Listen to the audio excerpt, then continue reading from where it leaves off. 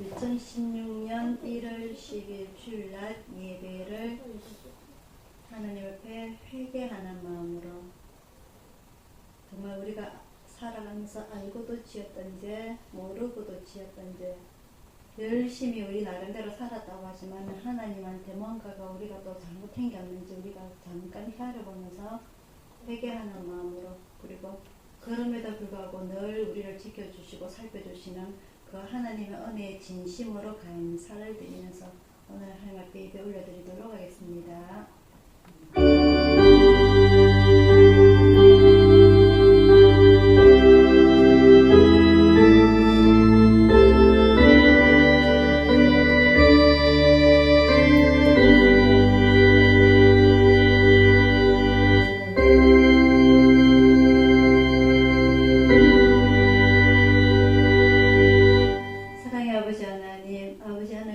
진심으로 감사를 드립니다. 일주일 동안 추운 날씨였지만 저희 사랑하는 가족들 주님 품 안에 잘 품어주셨다가 아버지 하나님의 은혜로 오늘 주님의 날에 주님의 말씀을 들으려고 주님께 예배 올려드리기 위해서 저희들 무릎 꿇고 우리 가족들 다 모였습니다. 아버지 하나님 일일이 기억하여 주시고 그들의 건강을 지켜주시며 그들의 영혼 동안 아버지 하나님 성령님으로 채워주시고 하나님의 기쁨으로 채워주시고 말씀으로 채우셔서 저희들이 이 세상에서 살아갈 수 있는 큰 힘이 될 수 있도록 인도하여 주시옵소서. 이번 주에 질병으로 인하여서 또 병원에 계시는 우리 가족들 또한 아버지 하나님 함께해 주시사 아버지 하나님 살아가는 저희들 모든 원인이 근본이 힘이 하나님이신 걸 저희들이 깨닫고 늘 하나님께 감사하며 살아갈 수 있는 저희들의 삶이 될 수 있도록 인도하여 주시옵소서. 오늘 이 예배 주님 마음의 문을 엽니다. 온전히 주님의 말씀만 받고자 원합니다. 주님의 음성을 듣고자 원합니다. 주님의 힘을 받고자 원합니다. 함께하여 주시옵소서. 감사드렸고 예수님 이름으로 기도드리옵나이다. 아멘. 찬송가 101장입니다.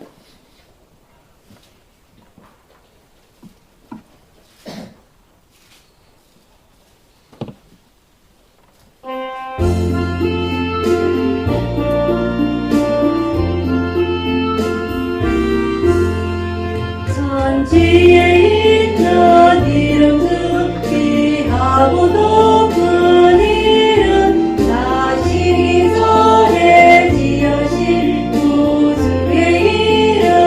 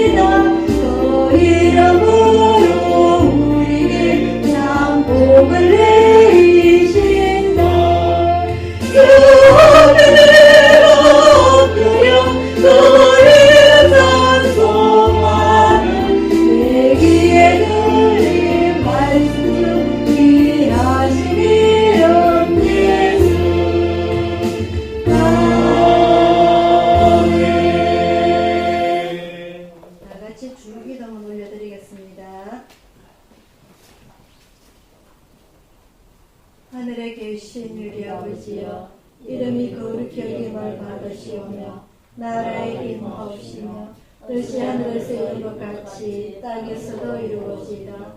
오늘날 우리에게 일용할 양식을 주시고 우리가 우리에게 죄전자를 사하여 준 것 같이 우리 죄를 사하여 주시고 우리를 시험에 들게 하지 마옵시고 다만 악에서 구옵소서. 되게 나라와 근세와 영광이 아버지께 영원히 사옵나이다. 아멘. 교동문 37번입니다.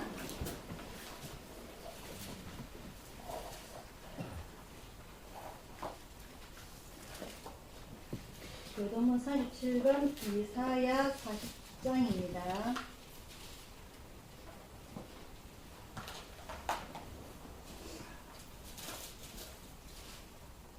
같이 교독하시겠습니다. 너희는 눈을 높이 들어 누가 이 모든 것을 창조하였나 보라. 주께서는 수요대로 만상을 드러내시고 각각 그 이름을 부르시나니 그의 권세가 크고 그의 능력이 강하므로 하나도 빠짐이 없느니라. 야곱아 네가 어찌하여 말하며 이스라엘아 네가 어찌하여 이르기를 내 사정은 여호와께 숨겨졌으며 원통한 것을 내 하나님께서 주의하심을 받지 못한다 하느냐. 너는 알지 못하였느냐 듣지 못하였느냐 영원하신 하나님 여호와 땅 끝까지 창조하신 자는 피곤치 아니하시며 곤비치 아니하시며 명철이 한이 없으시며 피곤한 자에게는 능력을 주시며 무능한 자에게는 힘을 더하시나니 소년이라도 피곤하며 미하며 장정이라도 넘어지며 자빠지되 오직 여호와를 앙망하는 자는 새 힘을 얻으리니 독수리의 날개치며 올라감 같을 것이요 그렇지요. 다른 받지 하여도 곤비치 아니하겠고 걸어가도 피곤치 아니하리로다. 아멘. 교회 소식 전해드리도록 하겠습니다. 이번 한 주 동안에는 한파가 와가지고 서울 쪽에는 또 수돗물이 터져가지고 난리 났다는 그런 뉴스가 들리고 많은 사람들이 감기가 들었는데요. 우리가 몇 년 전에 한번 한파를 당해서 엄청 고생했던 적이 있었죠, 그죠? 주일날 밥도 못 해먹고 완전히 물이 꽝꽝 얼어가지고. 그래도 지금은 그 선까지가 아니라서 너무나 감사한데, 그래도 갑자기 날씨가 추워지니까 많은 분들이 감기에 걸리셨고요. 전부 코를 굴적이고 그래요. 이 집이 또 낡았다 보니까 우리 가족들이 감기에 너무 잘 걸리는 참 안 좋은 집입니다. 이 집이 참 터는 넓고 좋은데, 그래서 여러분들 따뜻함을 많이 드시고 그 중간중간에 겨울철에도 햇빛을 쬐어가지고 여러분들 스스로 건강 관리 잘 하시길 바라고요. 이번 주 중에는 우리 김동욱 집사님께서 심장이 안 좋아하셔가지고 심장 혈관을 뚫는 수술을 더 받으셨어요. 우리 교인들 중에 이제 연세도 있고 지병이 미리 가지고 계신 분들이 심장 수술을 하신 분들이 몇 분이 계세요. 우리 오늘 이번에 수술 받던 김동호 집사님, 그리고 저 뒤에 연달아 계시는 우리 이 호자성 권님, 그리고 김용화 팀장님, 그리고 신현정 할아버지께서 우리 교회에 벌써 4명이나 있습니다. 그래서 여러분들 심장 수술이라는 게요, 심장이 잘 뛰어야 되는데, 그죠? 그건 운동밖에 없어요. 연세가 들어가시면서. 그러니까 연세가 들어가는 것을 우리가 막을 수가 없지만 운동은 우리가 노력을 할 수 있는 거거든요. 재작년에 우리 강효율 과장님이 한번 썰어주시고 엄청 놀랬거든요. 근데 1년 만에 좀 거뜬하게 일어나셨어요. 그죠? 지금 이 날씨가 추운데도 나 때문에 중저모자 탁 쓰시고 운동하러 다니시거든요. 그래서 조금 춥다고 이렇게 움츠려있지 말고 조금씩 운동을 하셔가지고 여러분들 건강을 잘 챙기시기를 바랍니다. 그리고 우리 김동우 집사님 한번 전화 좀 해주셔가지고 이거 몸 어떠세요? 안부 전화해 주시길 바랍니다. 그리고 우리 가족들이 아무도 약을 안 먹는 사람이 없어요. 저도 지금 약 먹고 있어요. 감기약. 우리 모두 약을 다 드시고 있기 때문에 우리 서로가 서로의 가족의 건강을 위해서 기도해 주시고, 그리고 안부 물어주시고 챙겨주시는 여러분들 되시길 바랍니다. 제가 이번에 이제 감기가 들면서 애 밥은 해줘야 되겠고요. 참 난감하더라고요. 그래가 우리 정반님 생각을 진짜 많이 했습니다. 아이고, 우리 정반이 아프시면 안 되는데 싶어서 정말. 우리 정마님 원래 연세가 67이시죠? 우리 정말 나도 좀 가게들가 병원에 데리고 있는데요. 그치요. 들어놓으시면 안 돼요. 그래 될까봐 걱정입니다, 정말. 아유, 특별히 우리 저 주방에서도 새벽에 추운 데부터 새벽부터 나가셔가지고 불 올리고 찬물에 담그시는 게 그렇게 보통 일이 아니거든요. 그래서 특히 우리 정만나기 위해서 기도 많이 해주시고요. 보이시면 커피 한 잔씩 뽑아드리시고 그렇게 해주세요. 네. 자, 찬송가 495장 부르시면서 준비하신 한강 하나님께 올려드리도록 하겠습니다.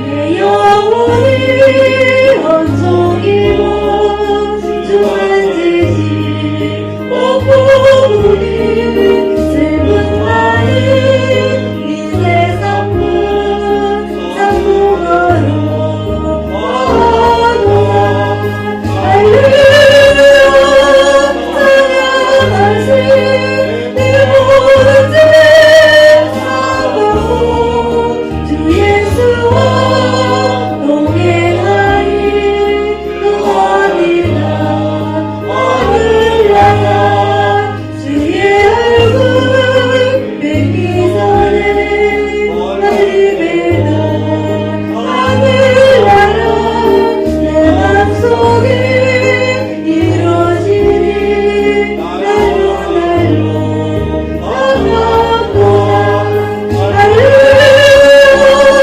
찬양하세 내 모든 죄 사하고 주 예수와 동행하니 그 어디나 하늘나라 높은 산이 거친 들이 소나기나 폭포이나 예수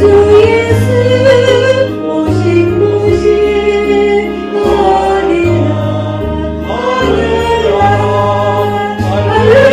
할렐루야 찬양하세 내 모든 죄 사하고 주 예수와 동행하니 그 어디나 하늘나라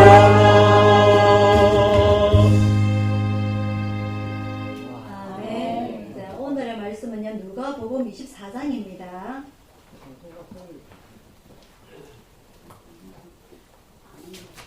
누가복음 24장 36절로 53절 말씀입니다.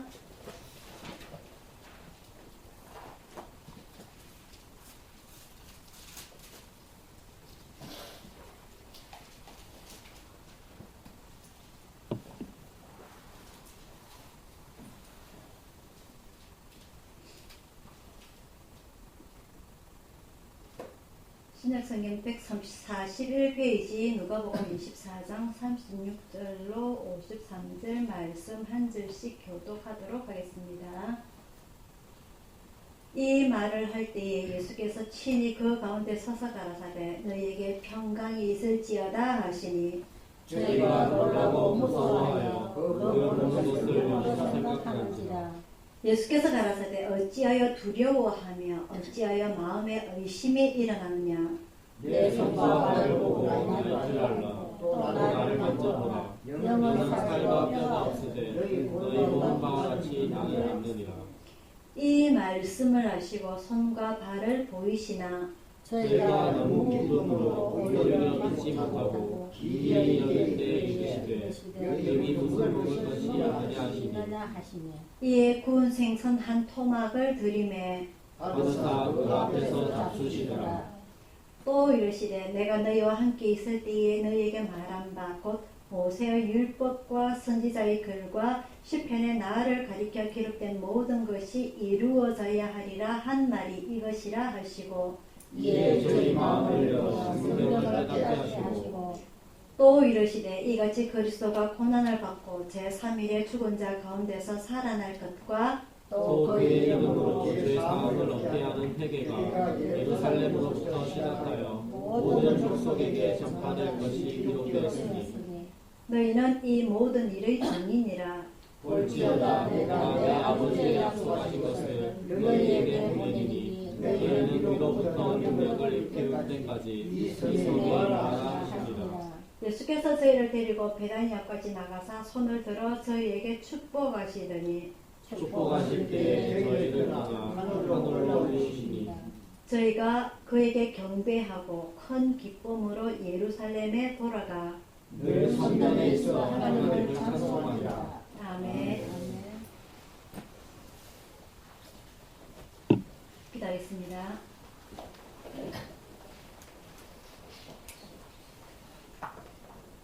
사랑의 아버지 하나님, 오늘 저희들에게 주님의 말씀을 들려주셔서 감사합니다. 2000년 전에 일어난 이 사건이 오늘 저희들에게도 일어나게 하옵소서. 십자가에 돌아가시고 부활하신 예수님이 이 제자들이 다 만났던 것처럼 오늘 저희들에게도 아버지 하나님 만나게 하여 주셔서 저희들이 진심으로 주님을 따를 수 있도록 하여 주옵소서. 이 세상의 모든 것을 버리고 내 자신까지 버리고 오로지 주님만 따라서 주님의 일을 할 수 있는 제 예수촌 동역자들이 다 될 수 있도록 인도하여 주옵소서.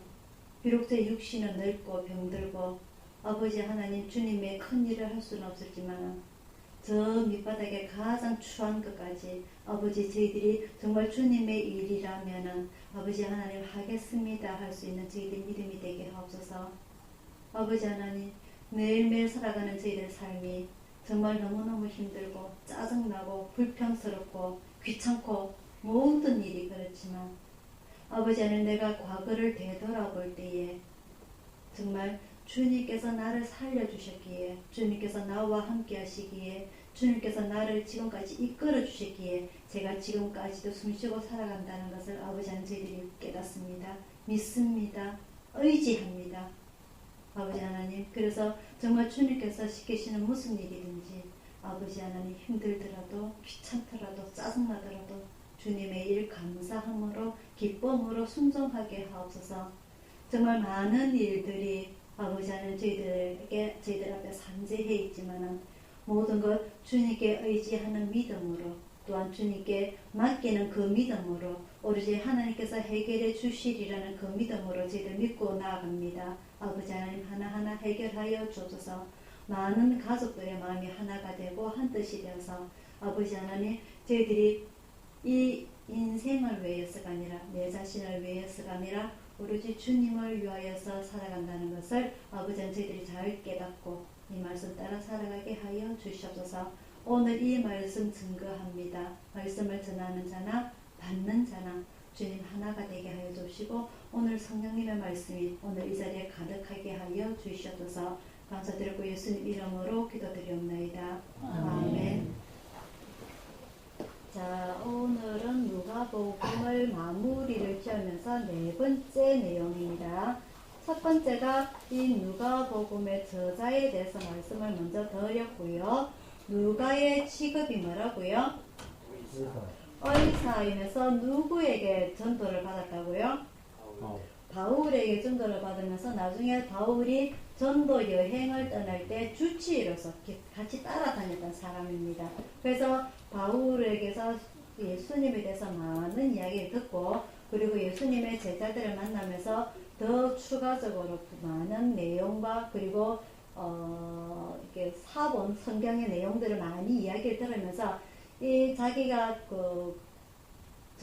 성격 역수 꼼꼼해요. 그래서 논리적으로 성경을 정리를 해 놓은 것이 이 누가복음이고요. 이 누가복음 24장의 내용을 보면은 주로 예수님의 기적이라든지 또 많은 이적들이 기록이 되어 있는데 특히 예수님께서 사람의 아들 오셔가지고 정말 사람처럼 똑같이 행동하시고 말씀하시고 그 감정까지 같이 품으셨다는 그런 내용들이 특히 누가복음에 많이 기록되어 있습니다. 그리고 특히 누가복음의 특징은 예수님의 출생 때부터 그 출생 그 전후에 어떠한 일이 있었는지 세례요한의 출생까지 기록한 책은 바로 누가복음밖에 없고요. 마지막에 이 예수님의 십자가에 죽으심, 부활하심, 성천까지 꼼꼼하게 모든 사복음서의 내용이 다 들어있지만 특히 누가복음이 더 꼼꼼하게 기록이 되어 있다는 것을 알 수가 있습니다. 그래서 우리가 첫 번째는 그 예수님의 탄생을 준비를 했던 세례 요한과 그리고 예수님의 육신의 부모님 마리아와 요셉에 대해서 말씀을 드렸고요.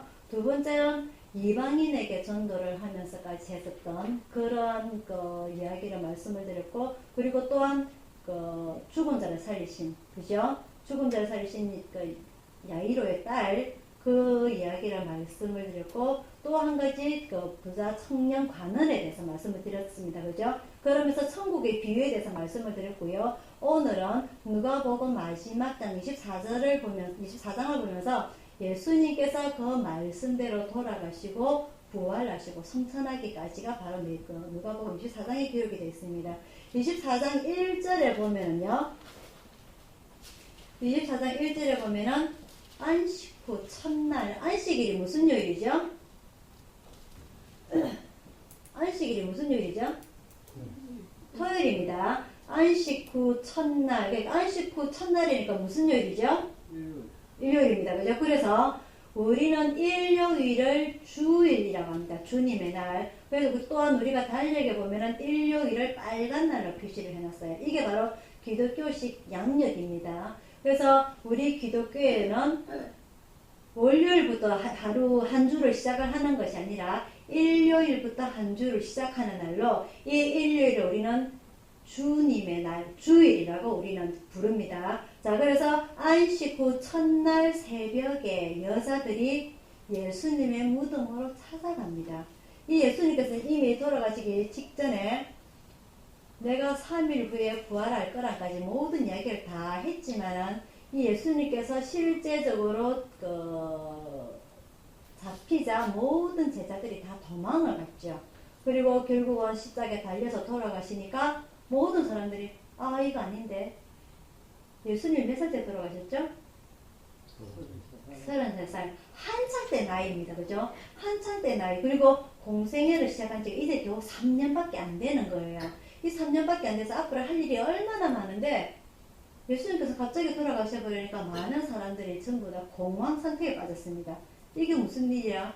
정말 이 예수님이야말로 우리가 이 로마의 식민지로서 고생하고 있는 우리 모든 민족들을 구원할 자이시고 또한 많은 핍박과 이런 어려움 속에서 우리를 구원해 주실 때는 바로 예수님밖에 없고 정말 아픈 자, 병든 자, 그리고 죽은 사람까지 살리신 자는 이 세상에 예수님밖에 없는데 왜 3년밖에 안 하시고 돌아가셨느냐? 그래서 많은 사람들이 실망 속에서 다 돌아가죠. 그나마 그래도 성경에서 남자가 아닌 여자가 제일 먼저 예수님의 무덤에 찾아갑니다. 이 우리나라에서는요, 장례법이 여러분들이 잘 알다시피 돌아가시면은 요즘 같은 경우에는 관에 넣어서 그죠? 냉동을 시켰다가 3일장으로 해서 화장을 해서 끝납니다. 그죠? 그래서 납고를 하고 그러는데 이스라엘식에는 제가 여러 번 말씀을 드렸다시피 이스라엘은 가족장이에요. 가족장. 무슨 말이냐면은 우리나라처럼 예전에는 매장이라서 땅을 파서 매장을 하는 것이 아니라 이스라엘은 산이 많기 때문에 돌이 많아요. 돌을 깨뜨려 가지고 이렇게 동굴을 만듭니다. 동굴을 2개 만들어서 방을 2개를 만들어요. 문이 없는 방을 2개. 방을 2개 만들어서 사람이 죽으면은 이렇게 시체를 닦아 가지고 세마포 옷을 눕혀 가지고 방 하나에 눕혀둡니다. 눕혀놔요. 그리고 나서는 무엇을 해놓느냐? 예수님처럼 입구에 돌을 막아 놓습니다. 왜 그럴까요? 일반 사람들은 똑같이 돌을 막아놔요. 왜냐면 입구가 그거밖에 없으니까. 또 한 가지 뭐냐면은 보통 돈 있는 사람들, 왕들이라든지 이런 사람들은 죽고 나면 뭘 하는지 아세요? 뭘 하죠? 썩지 말라고 미라 만든다고. 뭘 넣죠? 석회 모르시죠? 방부제를 그렇죠. 방부제를 넣죠.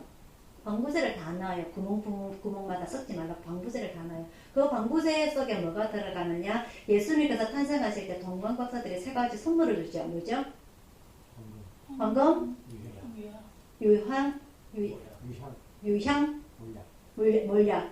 그 세 가지 중에 몰약이가 방부제 역할을 합니다. 마취 역할을 합니다. 그래서 그 미이라를 만들기 위해서 그 몰약을 사용을 하는데 일본 서민들조차 그런 걸 하지 않는단 말이에요. 그 이집트에서 그 왕들만 그렇게 했습니다. 그죠? 그래서 그걸 어디에 넣습니까? 그 피라미드 속에 넣어놓죠, 왕. 그죠? 근데 일반 서민들까지는 그렇게 일을 안 한단 말이에요. 그래서 그 사람들은 화장법이 따로 없기 때문에, 매장법이 따로 없기 때문에 그 몸이 썩을 때까지 그대로 그 동굴 속에 눕혀놔요. 아시겠죠? 그러면은 사람 그 이스라엘은 중동 지방입니다. 그죠? 낮 온도가 얼마까지 올라간다고요? 40도에서 60도까지 올라갑니다. 그죠? 그러면은 사람이 죽고 나면 하루만 지나면 바로 썩는 냄새가 나요. 그 썩는 냄새가 그 동굴 틈 사이로 그 돌을 막아놔도 틈 사이로 썩는 냄새가 배어져 나옵니다. 아시겠죠? 그래서 그 냄새 나지 말라고 돌을 단단하게 이렇게 가둬놔요. 그리고 나서 한 1년쯤 지나면은 이제 뼈만 남아요. 그 이렇게 살이라든지 모든 게 다 녹아서 어디로 갑니까? 그렇지, 흙으로 갑니다. 오, 흙으로 가요. 그죠? 흙으로 가고 뼈만 남아요. 그 뼈만 남은 시신을 그 바로 옆방에 역대 조상들이 있는 그 한 방에 다 같이 모아둡니다. 그래서 나중에 뼈를 정리하다 보면 이게 할아버지 뼈인지 할머니 뼈인지 아버지 뼈인지 아무도 몰라요. 다 섞어놓기 때문에. 이게 이스라엘의 매장법입니다. 아시겠죠? 자, 그래서 나중에 매장을 하다 보면은요, 그나마 동굴이에 매장하는 거는 그나마 부잣집이고, 일반 서민들은 제가 어떻게 한다 그랬어요? 그냥 석회바닥에 묻어 넣는 겁니다. 요거만큼 파가지고. 그래서 사람들이, 순례자들이 지나가다 보면은 바람이 많이 불어서 이 사람의 뼈가 이렇게 툭 나오고 그래요. 제가 말씀드렸죠, 그죠? 그래서 바리새인들이 어떻게 했다고요? 회치를 했다 그랬어요. 그 무덤에. 사람 뼈가 똑같이 석회 색깔하고 똑같이 회치를 하는 겁니다. 석회 가루 여러분들이 아시죠? 어떤 색깔인지. 사람의 뼈하고는 조금 차이가 납니다. 그래서 이 순례자들이 놀라지 않기 위해서 석회칠을 하는 거예요. 그래서 튀어져 나온 석회 사람 손에 깔을 뼈에다가. 그래서 예수님께서 말씀하시는 거예요.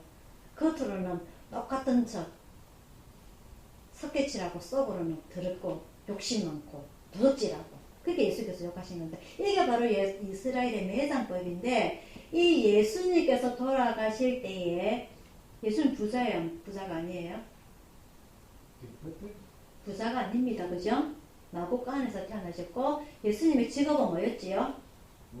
목수였고, 겨우 하루하루 입에 풀칠하기 바쁜 그 예수님께서 공생애를 시작하시면서 제자들과 그나마 노숙 생활을 하셨어요. 그래서 자기 무덤 하나조차 없습니다. 근데 예수님께서 돌아가시자 무덤에 생겼어요. 누가 줬죠?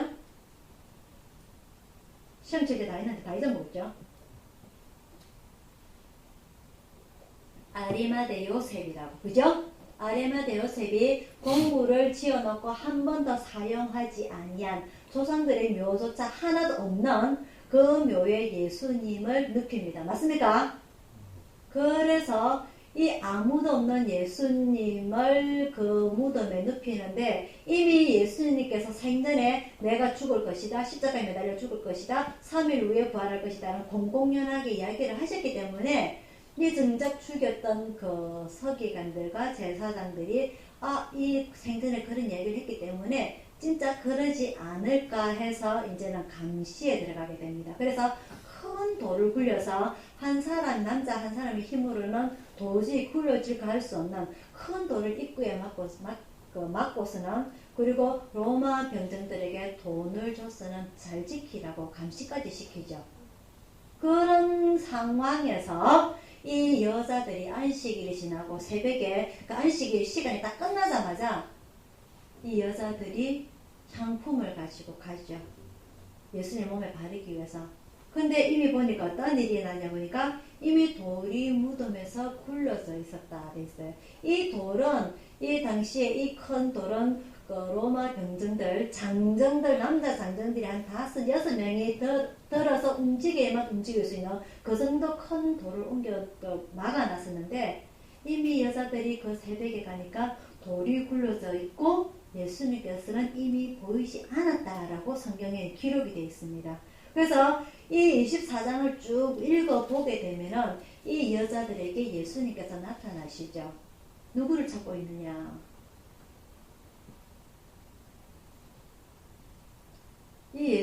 저 여자들이 깜짝 놀라서는 우리는 예수님을 찾고 있습니다. 죽은 자를 찾지 말고 살아있는 자를 찾아라고 말씀하시죠. 그래서 이 여자들이 깜짝 놀라서 이 제자들이 있는 곳으로 가서 예수님의 살아나셨음을 먼저 고하게 됩니다. 자, 오늘 제목은요, 제자들에게 다시 오신 예수님입니다. 이 예수님은 정말 유대인들에게 새로운 메시아적 존재였습니다.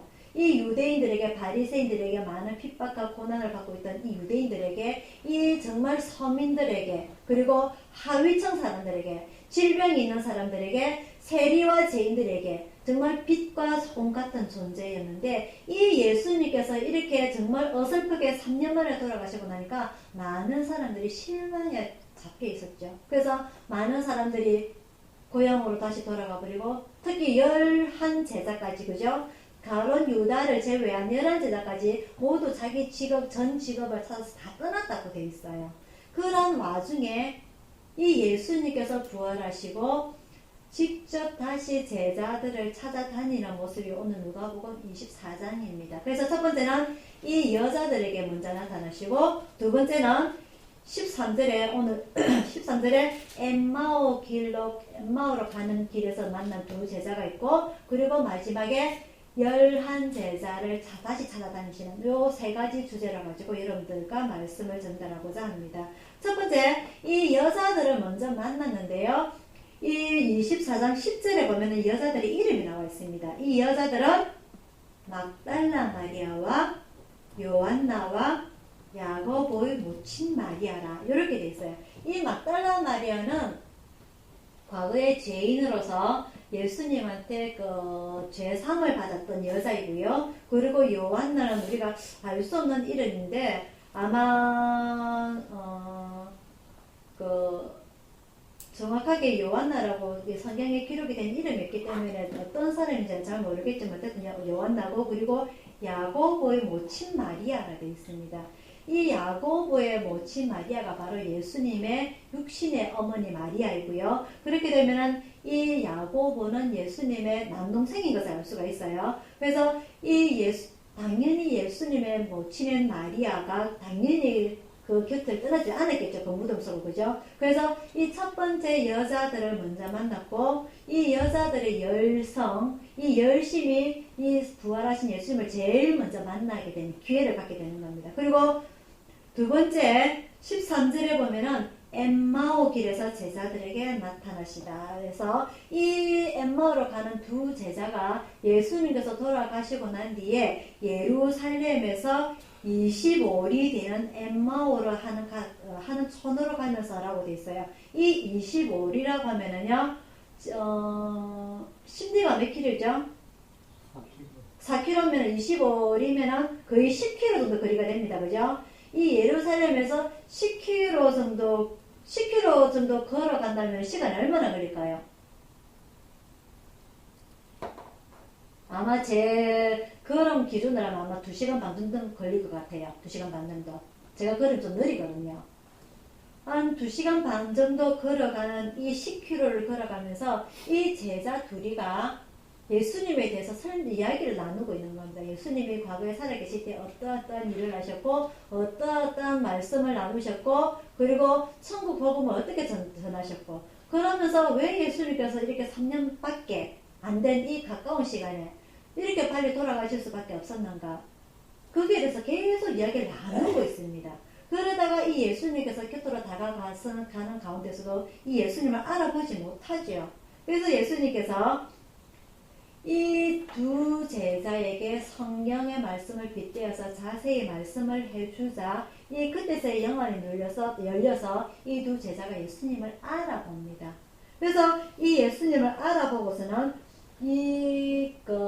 예수님과 같이 식사를 나누고, 그리고 난 뒤에 부활하신 예수님 만나고 난 뒤에 다시 예루살렘으로 돌아가게 되지요. 그래서 제자들에게 우리가 예수님을 만났다 라고 이야기를 하게 됩니다. 이 두 사람이 이 자기 고향으로 돌아가면서 둘이서 이야기할 때는 이 성경의 내용을 하나도 이해를 하지를 못했어요.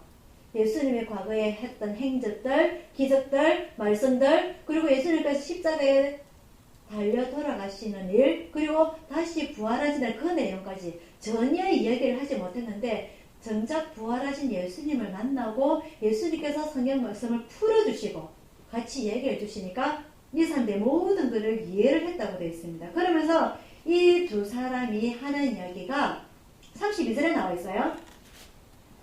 저희가 서로 말하되 길에서 우리에게 말씀하시고 우리에게 성경을 풀어주실 때에 우리 속에서 마음이 뜨겁지 아니하더냐. 이 내 마음이 뜨거워야 되는 거예요. 우리가 성경을 나름대로 읽고 해석을 합니다. 내 나름대로 기도를 합니다. 내 마음속에 뜨거움이 없다는 거예요. 그건 내 육신의 생각으로 내 생각대로 해석을 하다 보면 성경은 하나의 학문밖에 안 됩니다. 기독교는 하나의 학문밖에 안 돼요. 하지만 이 내 마음속에 뜨거운 마음을 주신다는 것은 내가 받는 것이 아니라 예수님이 주실 때에, 그 말씀을 해석해 주실 때에 내 마음의 문이 열리고 내 눈에, 영의 눈이 열리게 되는 거고 내 마음속이 뜨거워지게 된다는 것이 오늘 이 본문에 나와 있습니다. 이 엠마오로 가는 두 제자 중에 한 명의 이름이 글로바라고 기록이 되어 있고요. 18절에 한 명은 이름이 기록이 되어 있지 않아요. 하지만 이 두 사람의 내용을 살펴볼 때에 우리가 하나님을 믿는 것, 예수님을 믿는 것, 우리가 이 말씀을 읽는 것, 그리고 우리가 기도를 하는 것, 이 모든 내용들이 내 마음이 뜨거워야 된다는 거예요. 그러면 내 마음이 뜨거울 때는 어떻게 해야 되느냐? 이게 내 뜻대로 해석이 아니라 하나님께서 성령을 통해서 내 마음속에 이해가 되도록, 은혜가 되도록 그렇게 이루어져야 된다는 겁니다. 그래서 내가 그냥 성경을 쭉 읽는다고 해서 내가 모든 것 성경을 해석할 수 있는 건 아니에요.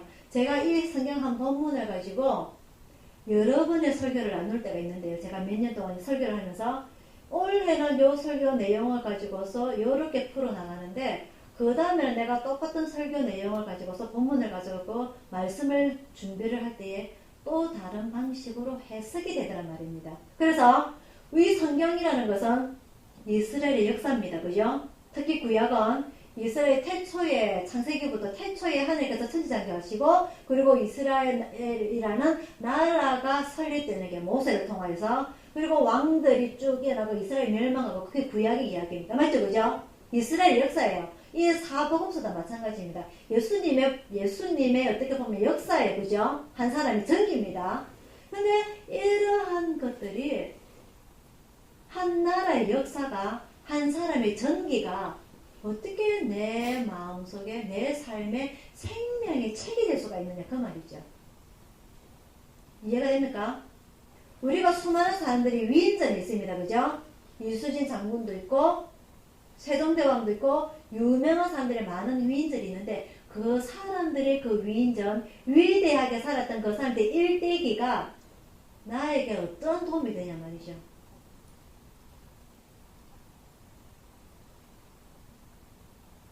성경과 마찬가지입니다. 성경의 이 한 나라의 역사가, 한 사람의 위인전이, 이 일대기가 나에게 생명의 말씀이 되기 위해서는 이건 우리가 그냥 글로만 읽어서 될 게 아니라는 겁니다. 아시겠어요? 이걸 글로만 읽게 되면 한 나라의 역사밖에 안 됩니다. 한 사람의 예수님의 일대기밖에 안 됩니다. 33년 동안 살았던 행적. 하지만 이것을 내가 성경을 읽기 전에 기도를 하고 이 말씀에 하나님께서 숨겨놓으신 그 깊은 뜻, 속뜻, 이것을 저에게 알려주십시오 라고 기도를 하고 성경을 읽게 되면요, 이 오늘 두 제자처럼 마음이 뜨거워진단 말입니다. 아, 이게 이런 말씀이었구나. 아, 이게 이런 말씀이었구나. 이건 정말 나에게 적용되는 말씀이구나. 이렇게 된단 말입니다. 그래서 이 두 제자, 글로바와 또 다른 한 제자에게 예수님께서 설명해 주셨던 이 말씀을 예수님께서 직접 풀이해 주실 때 우리 마음이 뜨겁지 아니하냐. 이 뜨거운 마음이 우리에게도 일어나야 된다는 말입니다. 내가 힘들어서 울면서 찬양 부를 때, 내가 힘들어서 울면서 기도할 때, 그런 이 모든 말씀들이 내 한풀이가 아니고 정말 하나님께서 주시는 깊은 말씀, 하나님께서 주시는 깊은 기도, 이 내용으로 인하여서 내가 내 가슴속이 뜨거워지고 기뻐해야 된다는 말입니다. 아시겠죠? 그죠? 자, 그래서 우리가 성경을 그래서 읽어야 하고, 내가 육신적으로 여태까지 학교에서 배웠던 것, 내가 세상을 살아가면서 경험했던 것, 이러한 지식들이 내 머리와 내 마음을 꽉 잡아서 주장하는 것이 아니라, 그게 바로 누구냐면 청년이에요. 부자 청년. 기억나시죠? 부자 청년. 예수님께서 어떻게 했습니까? 네가 어릴 때부터 네가 10계명을 다 지키라니까 이 부자 청년이 뭐라고 말을 합니까? 어릴 때부터 다 지켰다, 그죠? 우리가 다 똑같습니다. 학교에서 배웠던 것, 사회에서 배웠던 것, 사람과의 관계에서 배웠던 것, 이 모든 관계 내가 어릴 때부터 다 배웠습니다. 그래서 예수님께서 정녕 네가 가지고 있는 그 재산 다 팔아서 가난한 자들에게 나눠주라. 그리고 와서 나를 쫓으라. 오늘 우리들에게도 똑같은 말씀 하시는 거예요. 네가 여태까지 배웠던 것, 알고 있던 지식들, 모든 관계들 다 청산하고 다 버리고, 그리고 나서 나를 쫓으라. 근데 우리는 교회를 오면서요, 그대로 다 가지고 교회로 온단 말입니다. 그대로 다 가지고 예수님을 따른다는 거예요. 그러니까 내 마음이 뜨거울 리가 없지요. 그죠? 내 마음이 절대 뜨거울 리가 없습니다. 그러다 보면 교회를 다니는 사람들이 불만만 생기게 되는 거예요. 목사가 저렇게 살면 안 돼. 저 사람 저렇게 살면 안 돼. 장로라는 사람이 저렇게 살면 안 돼. 그렇게 나오는 겁니다.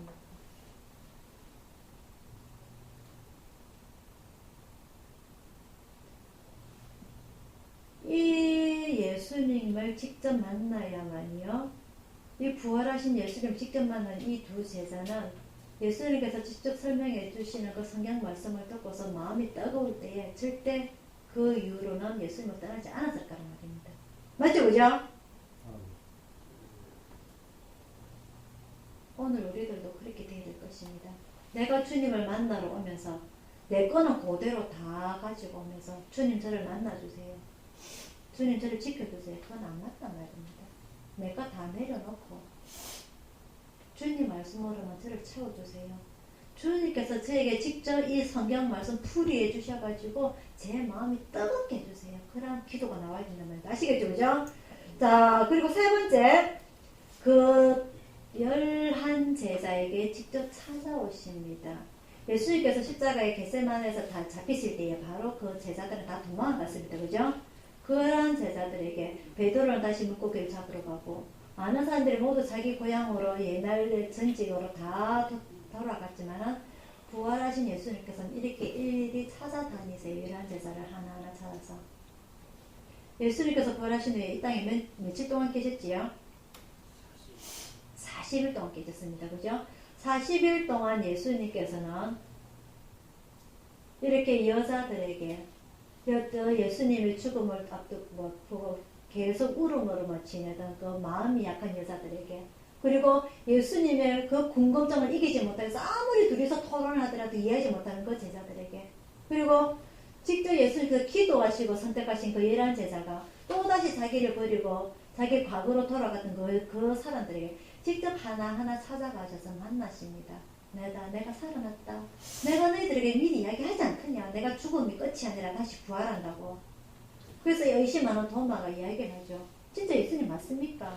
내 눈으로 보지 않고서는 믿지 못하겠습니다. 그래서 예수님께서 말씀하시죠. 내 이 손목에 못 박힌 거, 발목에 못 박힌 거, 그리고 옆구리에 칼에 찔렸던 거 다 만져봐라. 주님, 제가 이제는 정말 믿겠습니다. 이런 예수님이세요. 예수님께서 공생애를 시작하실 때도 직접 11 제자들을 찾아다니셨어요. 그죠? 그죠? 자기의 진정한 일꾼들은 예수님께서 직접 찾아다니셨어요. 그 이후에 많은 사람들이 고침을 받기 위해서, 말씀을 듣기 위해서 수많은 사람들이 쫓아다녔지만 그 사람들은 예수님의 제자들이 아니죠. 그죠? 예수님의 제자들은 예수님께서 오로지 직접 찾아다니셨어요. 자기 일꾼들을. 우리가 그 마가복음에서 포도원 청지기, 그 포도원 주인이 포도원의 일꾼을 어떻게 했습니까? 새벽부터 찾아다니셨어요. 자기 일꾼들을. 그죠? 오늘 부활하신 예수님은 또다시 찾아다니십니다. 여자들을.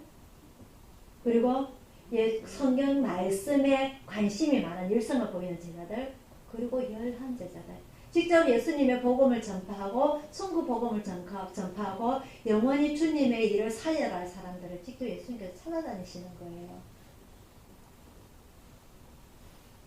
오늘 이 시간 예수님께서는 제일 먼저 11제자들을 찾아다니러 오신 분이 아니고 제일 먼저 자기에게 찾아온 여자들 제일 먼저 만나주셨어요. 부류가 나옵니다. 그죠? 여자들, 그리고 전혀 이름이 나타나지도 않는 그 제자가 나옵니다. 그죠? 엠마오로 가는 제자. 이름이 성경에 기록도 되지 않아요. 그런 사람도 예수님을 만나고, 그리고 마지막에 11제자가 예수님을 만나게 됩니다. 무슨 말이냐면요, 예수님의 일을 함에 있어서 예수님의 사역을 하기 위해서, 예수님의 복음 전달하기 위해서는 11제자, 나중에 11사도가 됩니다. 그죠? 상관없다는 거예요. 그거는 여자든지. 여자가 이름이 뒤늦게 기록이 됩니다. 막달라 마리아. 이 여자 누구냐? 창녀입니다. 창녀. 막달라 마리아. 창녀예요. 정말 죄인들, 그런 죄인들을 찾아오신 예수님의 복음 사역을 위해서 힘없는 여자들, 그리고 이름도 없는 제자들, 또한 마찬가지로 마지막에 이런 제자들을 찾아오셔서 그 하나님의 천국 사업을 위해서는 그 어느 누구든지 예수님을 찾아다니시는 겁니다. 손을 내미시는 거예요. 다시. 그래서 다시 살아나신 부활하신 예수님께서 오늘 마지막 절에 나옵니다.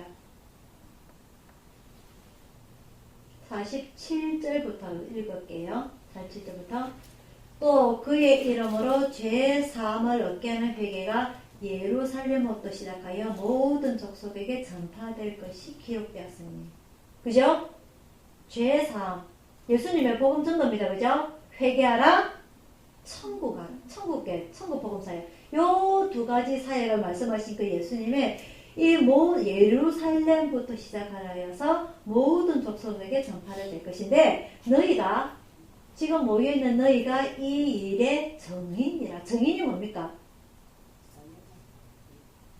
정인이 내가 저 말이 맞습니다 하고 보증서 주는 게 정인 아닙니까? 그죠? 법원에서 가장 많이 쓰입니다. 정인. 그죠? 저 사람 말이 맞습니다. 내가 보증서 주는 거예요. 이 정인이 볼지어다 내가 내 아버지의 약속하신 것을 너희에게 보내리니 너희를 위로부터 능력을 입혀올 때까지 이 성에 유하라. 이게 뭘까요? 이 말씀이 뭘까요?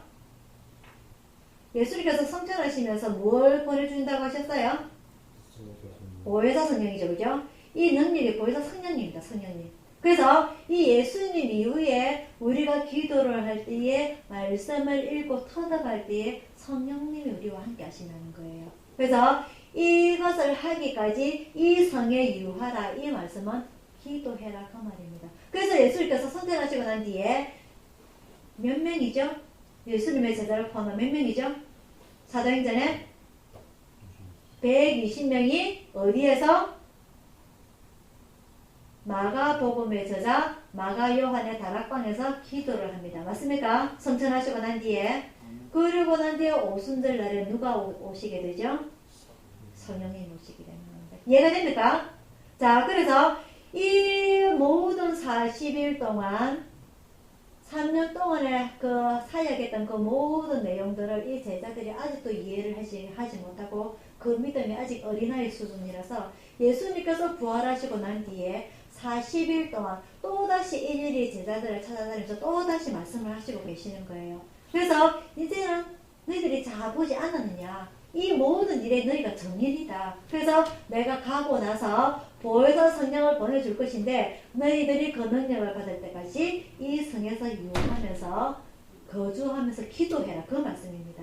그래서 이 40일 동안 모든 다시 제 사역을 하시고 난 뒤에 50절에 예수께서 저희를 데리고 베다니아까지 나가서, 이 베다니아는 어디냐면요, 예루살렘 바로 옆에 있어요. 이 베다니아 어떤 사건이 있냐면 여러분들이 잘 아시는 죽은 나사로를 살리신 곳이 바로 이 베다니입니다. 베다니.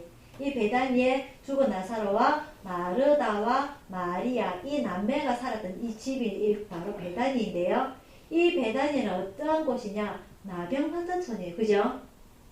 기억 안 나시죠? 이 동네에서 정말 많은 사람들이 정말 끓이하는 이런 동네에 가셔서 예수님께서는 성전하시는 겁니다. 많은 제자들이 보는 가운데 끝까지 예수님께서는요, 말구유에서 태어나시면서 정말 힘들게 어렵게 정말 제대로 된 밥 한 그릇, 고기, 정말 편안한 생활을 한 번도 살지 못하시고 3년 동안 노숙하시면서, 그죠? 그렇게 마지막까지 서민들을 위하여서, 없는 자들을 위하여서, 아픈 자들을 위해서 사역하시다가 바로 하늘로 가신 분이 이 예수님의 삶입니다. 그래서 어떻게 보면은 지금의 사역자들이 편안하게 산다는 것, 이건 어떻게 보면 예수님의 말씀을 따라하지 않는다는 거죠. 그래서 지난주 말씀드렸다시피 그 부자 청년 가는 이야기 하면서 부자가 천국에 가는 것이 낙타가 바늘길을 뚫고 들어가는 것보다 더 힘들다고 말씀하시죠. 우리에게는 돈이 필요합니다. 그죠? 돈이 있으면 많은 일들이 해결이 될 줄 알아요. 돈만 있으면 안 되는 일이 없고 정말 편안하게 살 수 있을 거라고 생각을 하지만 결국 그것이 우리에게 행복을 주는 것이 아니라 정말 서민들과 함께 계셨던 이 예수님의 복음, 이 예수님의 삶, 예수님의 기적, 이러한 것들이 지난주 말씀드렸던 세리와 창기처럼 저희는 죄인입니다 하고 온전히 주님을 따를 수 있는 믿음에 발생할 수 있다는 거죠. 이 부자 청년은 이 돈으로 인하여서 결국 시험에 빠져서 예수님을 따르지 않았지만 우리 같은 서민들, 세리와 창기들은 저희 주님, 저희들은 죄인입니다 하고 맨날 엎드려서 울 수 있는, 기도가 나올 수 있는, 성경을 읽을 수 있는 그런 원동력이란 말입니다. 아시겠죠? 우리가 아무리 부족하다 하더라도 우리가 밥 굶고 살진 않잖아요. 그죠? 우린 길거리에 살진 않잖아요. 예수님보다는 우리가 행복하게 살고 있다는 겁니다. 그래서 우리의 지금 환경에 대해서 불평, 불만보다는 정말 우리보다 더 힘들게 사신 그 예수님을 우리가 생각을 하면서 그럼에도 불구하고 예수님께서는 부활하시고 또 다시 그 제자들을 찾아다니시는 그 열정을 우리가 본받으면서 우리가 힘들지만은 이 예수님의 말씀을 읽을 때에 정말 이 말씀이 저에게 양식이 되고 꿀이 되고 떡이 됩니다라고 기도할 줄 아는 우리들의 믿음이 되길 바랍니다.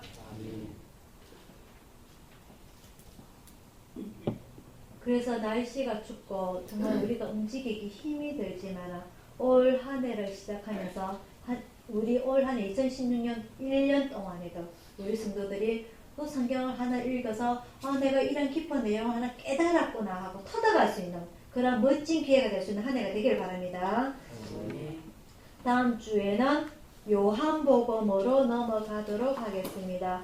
우리 가족을 위하여서 그리고 우리보다 더 힘들게 살아가신 그 예수님을 생각하면서 우리 지금 환경의 처지에 대해서 감사하는 마음, 항상 감사하는 마음, 그 마음으로 살아가시길 바랍니다. 기도하겠습니다. 사랑의 아버지 하나님,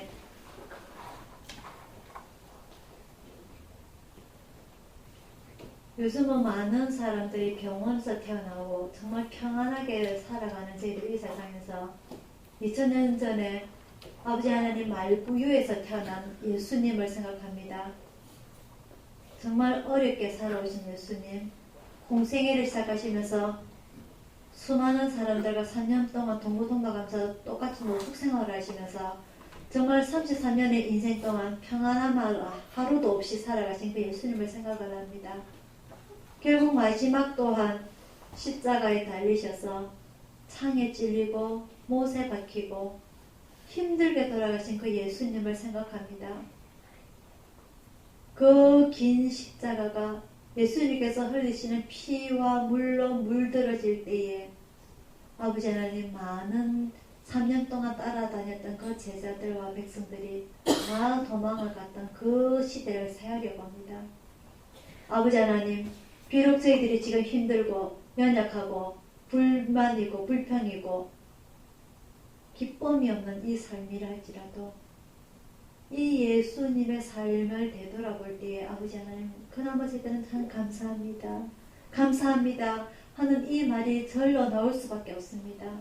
아버지 하나님, 이 고생하신 예수님께서 또 다시 부활하셔서 저희들 직접 찾아오시고 구원을 해주시기 위해서 찾아다니시는 아버지 하나님 그 말씀 저희들이 다시 손을 잡고 주님의 말씀 따라가기를 원합니다. 주님의 말씀을 읽고 그 기쁜 뜻을 헤아려서 저희들 마음이 뜨거워지기를 원합니다. 그래서 주님의 사역에 동참하기를 원하고 저 천국에 다 같이 가서 주님께 영광 돌리는 저희들이 인생이 되기를 원합니다. 아버지 하나님 그 모든 일에 다 동참할 수 있는 예수촌 가족들이 다 되게 하여 주시옵소서. 추운 계절입니다. 건강 지켜주시고 저희들이 영혼의 건강까지 지켜주셔서 감사드리고 예수님 이름으로 기도드리옵나이다. 아멘. 찬송가 434장입니다.